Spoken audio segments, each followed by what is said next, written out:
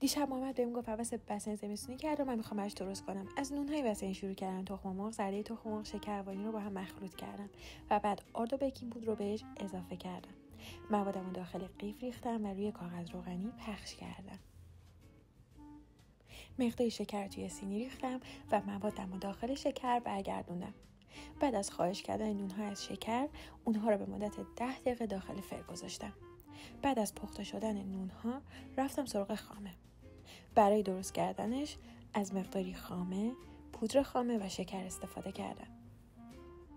شکلات ها رو با مقداری روغن روی بخار آب گذاشتم و هم زدم. نونها رو از روی کاغذ روغنی جدا کردم و خامه رو بهشون اضافه کردم و بعد از اضافه کردن خامه شکلات ها رو روشون ریختم و منتظر موندم تا محمد بیاد. وقتی محمد اومد بستنی‌ها رو بهش دادم تا تست کنه.